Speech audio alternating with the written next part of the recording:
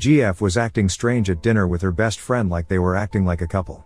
When I asked him about it, he said that ship sailed when she left the church. Sorry for the long post, I didn't realize how much I had to say until I got it all typed out. Thanks in advance to anyone who reads all this. I've been with my girlfriend Jordan for a little over 2 years, we live together and we have 2 cats. Up until this weekend I genuinely thought everything was perfect in our relationship, which I know is what everyone says in these posts, but I really was thinking that I was going to ask her to marry me sometime in the next year. We don't ever get into arguments, Jordan is very sweet and easygoing and normally we just mesh well on everything. Honestly, if everything in our relationship hadn't been so good up until now I probably would have just broken up with her this weekend. But because things have truly been so perfect I'm not sure if maybe I'm jumping to the wrong conclusion about what to do because my feelings got hurt. The other person who's important in this story is Jordan's friend Mark. She's known Mark for their whole lives because they both grew up in the same small religious community. Jordan isn't part of that religion anymore, she decided to leave the church when she was I think 19 and moved to the state that we live in now. Mark still is in the religion and apparently takes it really seriously, I'm told he now works for the church back in Jordan's hometown. Also, as far as I know, Mark is the only person from the religious community that Jordan still talks to besides her parents, which I'm mentioning because I now think it could be a red flag. So on Saturday I met Mark for the first time because he was in our city and Jordan wanted us all to have dinner together. At this point I want to say, I will admit that when we were first dating and I found out that Jordan had a best friend who was a guy, I didn't really like it, especially because it seemed like they were on FaceTime with each other a lot. But since it was a childhood friend and they mostly didn't see each other in person, I just trusted Jordan that Mark was only a friend and didn't let it bother me, and eventually I got over it. So when we were going to dinner, I wasn't jealous or suspicious of Mark at all. If anything, I was somewhat excited to finally be meeting him since I've been hearing about him for 2 years. But then the way Jordan and Mark acted at dinner is what convinced me that there's something going on there other than just being best friends. I honestly don't even know how to describe it except to say that I've never seen 2 people act more obviously like they were in love with each other. They literally would not stop touching each other. They were constantly touching each other's arms and shoulders, and at some points they were actually even holding hands. They completely left me out of the conversation and were laughing about inside jokes, and every time they'd laugh they'd do this thing where they put their foreheads together, or that was when they'd be holding hands. And then also they were just looking at each other in a way that I didn't feel comfortable with at all. It was honestly even worse than the touching. It just wasn't how anyone would look at somebody they're supposedly just friends with. I'm 100% sure that every stranger looking at our table thought that Jordan and Mark were the couple and that I was her brother or something. I felt like a third wheel the whole time, and Jordan didn't even notice how awkward she was making it for me because she was way too focused on Mark and all the attention she was getting from him. And that's really not like Jordan at all. Usually she's a lot more considerate and would notice immediately if I wasn't having a good time or if she was accidentally being rude and excluding someone at the table. So it was genuinely really jarring to be sitting there with her and Mark and basically feeling like I didn't know my girlfriend at all. It was like he turned her into a completely different person who didn't even care that I was alive. So finally, at one point when Jordan got up to go to the bathroom, I just said to Mark, "So are you into my girl or what's going on here?" Mark, "Nothing's going on at all. That ship sailed a long time ago." Me, "What does that mean? Did you guys date at some point?" Mark, "No, we never did. And then when she left the church, we both knew it meant that we were never going to. And we've accepted being in each other's lives as friends. There's nothing else going on at all." Me, "That makes it sound like the only reason you're not together is because she left the church." And all Mark did was shrug. Me, "Well, what if she came back to the church? Would you marry her?" Mark, "Oh, she's not going to do that. You might as well ask what would happen if a bicycle had 6 tires.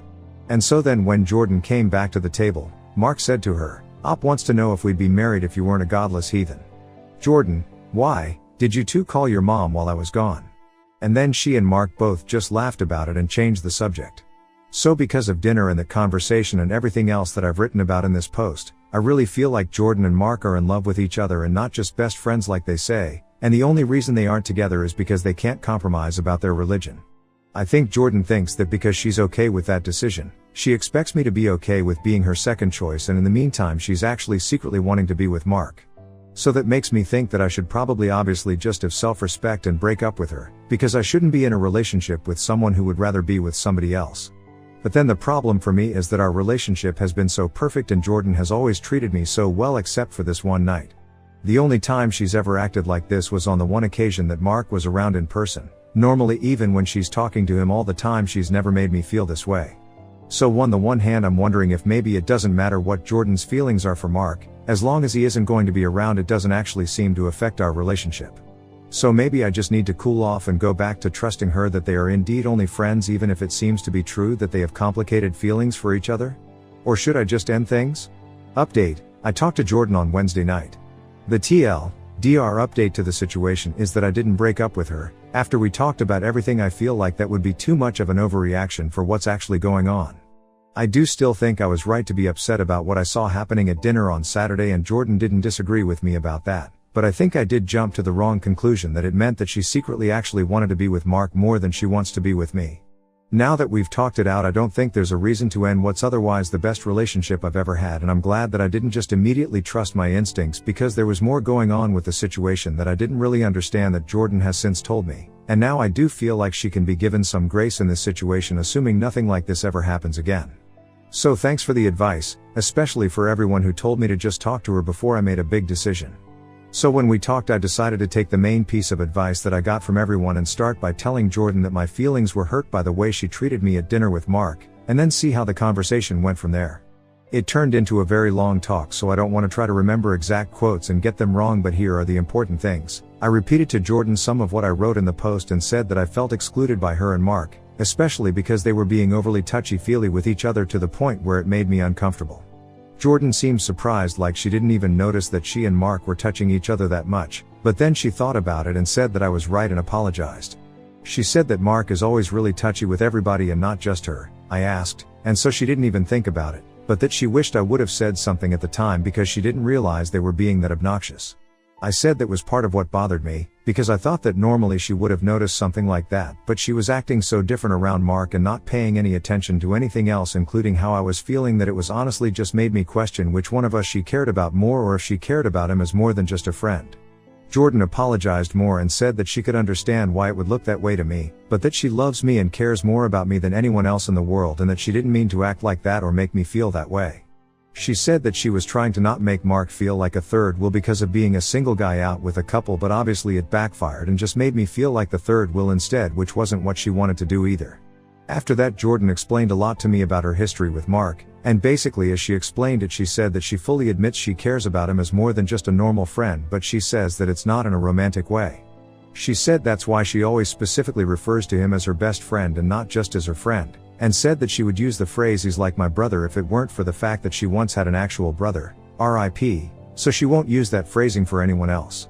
According to Jordan, the main thing that happened to make her and Mark so close was that when she was 17 she tried to kill herself, and that was actually when everyone else in the community stopped talking to her and Mark was the only person who didn't. For the next couple of years until she moved, he was literally her only friend, and she said that he checked on her every single day to make sure she stayed alive, which is also when they got into the habit of talking on the phone so much. And also apparently during this time Mark's parents thought they were dating and made a big deal about how they shouldn't be, and that's why she made that remark during dinner. Apparently calling Jordan a godless heathen is something that Mark's mom said. I did tell Jordan that Mark basically said to me that he thought the two of them would be married if she had stayed in the church, and I asked her if she thinks that maybe Mark is in love with her even if she doesn't feel the same way. She said definitely not, and I don't think she was being dishonest. I really don't agree with her, but I think she genuinely believes that Mark isn't into her in any way apart from friendship. Her opinion of the situation is that she also thinks she and Mark would eventually have gotten married if she had never left the church or moved, but from her perspective it would have been more because of peer pressure than anything else, and she doesn't think it would necessarily have been a good thing. She thinks Mark was just being honest about that, and that possibly from his perspective he thinks he and Jordan would have made a good couple, but he's probably thinking that because he's just assuming that in that scenario she'd be the perfect church wife, so there's no reason why they wouldn't be a good couple. But then the big thing that happened at the end of the conversation is that Jordan told me that Mark is coming back through our city on his way home from this trip, and so she was going to invite him to hang out with the two of us again, but she said that if I'm going to be uncomfortable with him around then she won't ask him. A lot of people were saying that if she didn't offer to cut contact with him or to cut down on contact with him, it meant that she valued him over me, so the fact that she brought up on her own that she wouldn't invite him to dinner with us again because I didn't like it seemed like a really good sign to me. Based on everything else that she said, I do understand why she didn't offer to totally stop being friends with him, and I wouldn't expect her to after what she told me about what happened when she was a teenager. So now I'm deciding to take Jordan's word for it that although she and Mark are weirdly close, it's for the reasons that she explained to me and not because she's in love with him. I think the fact that she was immediately apologetic instead of defensive was good, And the way she explained everything did make sense to me. I don't necessarily trust Mark, but I do think I can trust Jordan. But I am going to watch and see if it seems like she's still talking to him as much as she used to, or if anything changes or sounds different. I'm not going to be controlling and tell her that she can't talk to him or that she has to talk to him less, but I want to see if me talking to her about all of this causes her to act any differently at all. I'm kind of thinking she might realize on her own that the way Mark acts towards her actually does seem like he likes her as more than a friend now that I've brought it up, but I don't know. It could be that things just go back to exactly the way they were before, and I won't know if anything has actually changed until the next time Mark is around in person, but I don't think that's something I should keep worrying about before it happens. Next story, ran into my ex-friend after 10 years. When she saw my wife was pregnant, she messaged me asking why was I never good enough. Every time we almost dated years ago, she was always with another guy. Hello, everyone. I, 35M, am happily married with 2 children. My wife 32F and I have been together for 8 years, married for 4. We were out shopping in our hometown when we ran into my ex-friend, her parents and her children. She moved out of state over 10 years ago and I haven't seen her since, nor have we had any contact other than Facebook happy birthday wishes. She is married with 2 kids of her own. Anyway, on to the situation. My Phil and her father are friendly with each other. Both retired military and occasionally have breakfast together with their other retired friends. When we ran into each other, ex-friend's dad congratulated my wife and I. We figured my Phil told him we're expecting our 3rd child. I saw my ex-friend look at my wife's belly and then acted distant for the rest of the exchange, whereas she was friendly starting off. We trade pleasantries and say goodbye. My wife and I continue about our shopping. By the time we're done, I check my phone and see I have a Facebook message from ex-friend. XF, it was good to see you again. Me, you too. The family looks good. XF, yours too. Would you want to grab coffee and catch up? I'm in town for a couple more days. Me, we're actually pretty busy, otherwise I would be down. I'm sorry XF, I understand. Adulting. Can I ask you a question? Me, sure, what's up? XF, was I just not your type? Me, what do you mean XF? I'm asking what did I do wrong? Me didn't respond as this was out of nowhere. XF, I pursued you for years. We were inseparable for years and you never gave us a real chance. I loved you. Our families loved us. Our friends loved us together, you just never committed all the way to us. You wouldn't even have sex with me and I need to know why?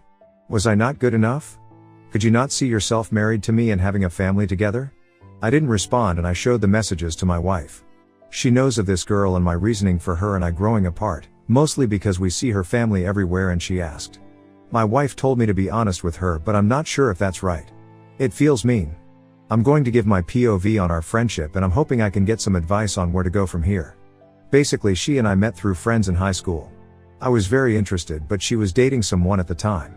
She ended up asking me out a month or so later and we went on dates and kissed a few times, though we never had the conversation on being official, hence me calling her friend and not girlfriend. One night while riding in the car, her, who I thought was ex-BF, called her and asked when she'd be over. She didn't have it on speaker, but I could still hear the conversation. She told him I can't talk right now and he asked who she's with. She didn't tell him. He later figured it out and messaged me on Facebook asking if I knew they were still together. I apologized and said I didn't and would cut things off.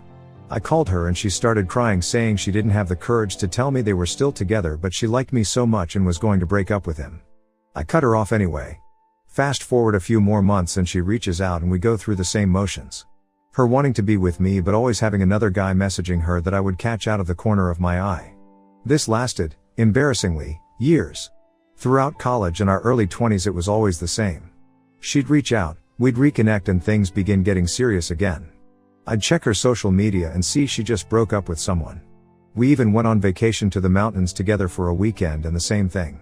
She had literally just been there a month ago with her ex. The trip with me was her idea. The worst part is both our families really did love us together. My parents were never rude to my girlfriends but would ask me how XF is doing these days. Or snide remarks about how her parents miss me. Hell, even my now Phil at one point mentioned that X's dad brought up how he really thought I'd be his son one day. I confided in my friends years ago that I'm always just a rebound or backup plan, and that's why I could never commit or get more physical with her. They told me to just sleep with her when she comes calling and don't pursue anything more. The problem was I wanted more but felt used. Anyways, every time we would plan things out where sex was more than likely on the table, I'd see a guy message her or I'd see a post on social media and it just killed my enthusiasm. When I say that I mean literally. It crushed my confidence every single time. One of my best friends told me I didn't have to pay attention to all that and could have just had my fun with her. Didn't mean I had to chase a relationship with her knowing I was always a rebound. That felt shitty to me. I had other girlfriends here and there, but I wanted this girl. We just clicked, you know? But it's like some sort of goddamn mystical being was showing me a sign every single time things were going to progress our relationship. I just didn't want her to be getting over someone else or having someone on back burner when we'd reconnect. Maybe that's my own insecurity, but I know how I felt and it didn't feel good. So I slowly distanced myself. After a short amount of time passed, I met my wife. She met her husband and our lives moved on with little to no contact until the other day. I haven't responded to the message and it's been 2 days. I was thinking of just lying and saying it's not her fault or just not responding, but my wife is insisting I tell her the whole thing. I know this is a word wall, but I'm honestly conflicted. I told my wife I was going to ask others for their opinion and I'm considering the internet as my others.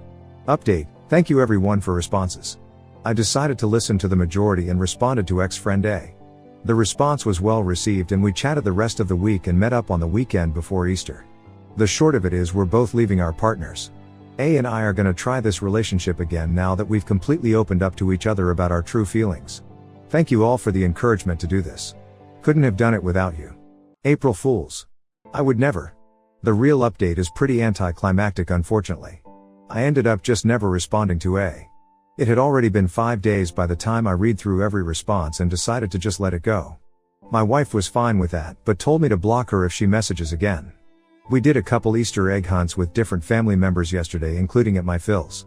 They have a decent sized property and host quite a few people, so I wasn't surprised to see non-family members.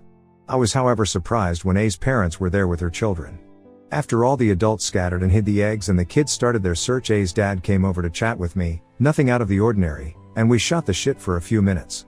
Towards the end I asked if the kids were staying with them for Easter and he basically told me A and her husband were having some troubles and they needed some time alone to sort things out. He didn't go into specifics, so I don't know exactly what troubles are, but congratulations to those of you who called that one. For now this should conclude the story. If she does happen to reach out again and I feel it's worth letting you all know what it says, then I will.